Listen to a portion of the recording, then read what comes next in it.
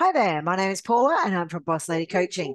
Before we start, I just wanted to apologize for the mess that's sitting behind me because I'm actually doing an expo on Thursday. So I've got a bit of a disaster happening over to the left of me, which is kind of doing my head in somewhat, but it's all for the purpose and the cause of me doing this expo and getting it all organized. So my apologies for that there. There's nowhere else I could put it.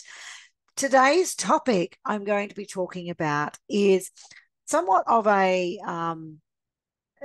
guess, a misunderstood topic, um, and I just wanted to clarify. So, for starters, I wanted to talk to you about a contractor versus a freelancer versus an employee.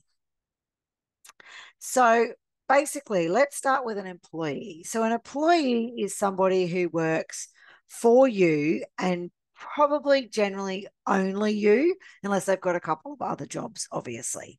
It's somebody who you are paying superannuation for if you're in Australia and PAYG, so pay as you go uh, tax for your employee as well. They're also somebody who is insured by you. So if you're in Australia, again, it's like in your workers' compensation or whatever it's called in your particular state. But in the end, it's workers' compensation that insures you're a worker for working for you. And should they be injured for whatever reason, then that you're covered by your insurance. So which is workers' compensation. And then they go through a series of being able to claim and assessing and all that sort of thing, like general insurances are.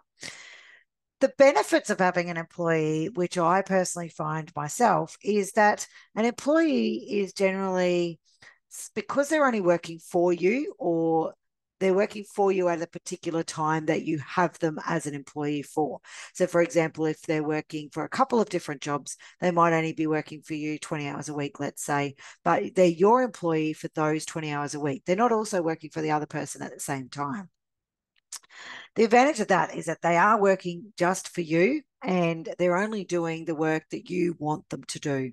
So you've got a little bit more control over what they want them to do, what you want them to do.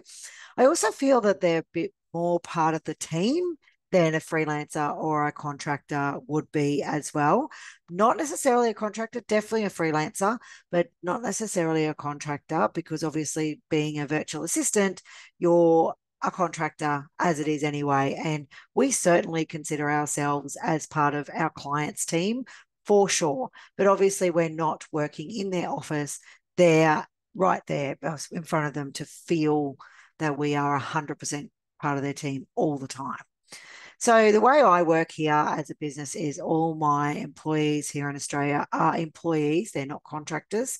I have some contractors overseas, but I do have the employees here. But our contractors overseas are full-time and they're classed that we treat them like our employees anyway. It doesn't matter that they're contracted.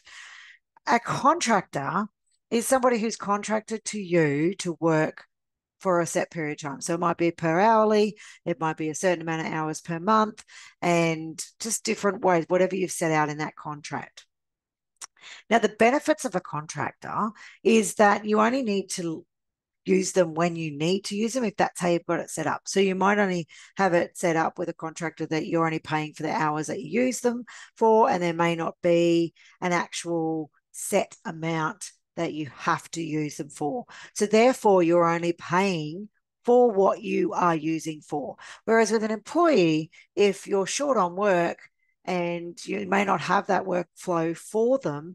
So they literally sit around and twiddle their thumbs, or you've got to find them some more work. Then the thing is, you still have to pay them because they're an employee. But a contractor, you do not have to pay them because they're not doing the work. So they're only working for that set hours. The downside I find to contractors is they're not necessarily feel like they're part of the team. Their time is split between other contract work that they have. So if you have something urgent that you need done, they may not necessarily be able to do that work because they're doing something urgent for somebody else. And yeah, so I don't find necessarily, depending on the contractor, of course, that you generally get that person who is 100% committed to you and your business. They can also leave you at the drop of the hat as well, whereas most employees will have something in their contract that they have to give you some sort of notice, whereas a contractor doesn't. They can just go, no, don't want to work for you anymore, and possibly leave you in the lurch. Hopefully you make the choice of making a good choice in a contractor and they wouldn't do that for you. But you don't know what happens in different people's lives, right?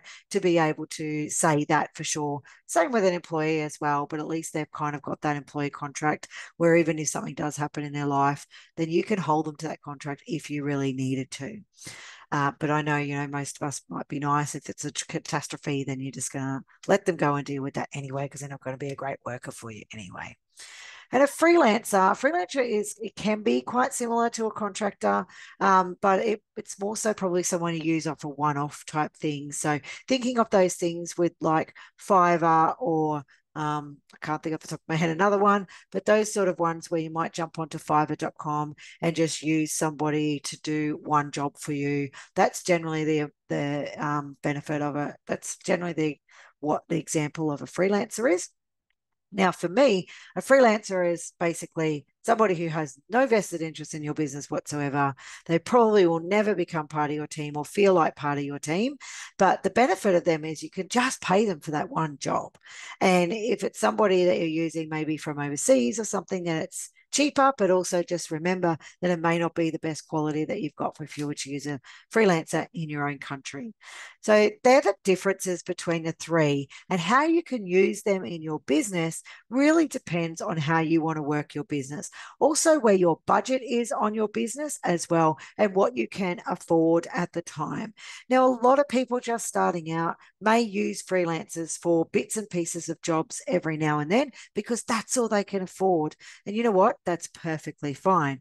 And you might want to build up to getting a contractor. And then when you build up from there, you can build up to an employee if that's the way you want your business to go.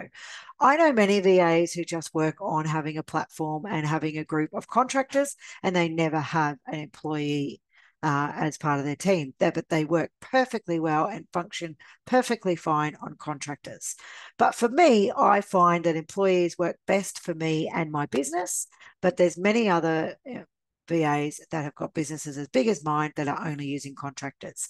So think about what works for you, what works for your budget, and how your business is going to work in the long term. And that's where that business planning comes in. So that's it from me today. And if you wanted to have a chat with us and set up, like, have a quick 15-minute chat with us and set up a game plan to move your business forward, then click on the link below, book in a time with me, and we'll set that up. Paula from Boss Lady Coaching. Bye for now.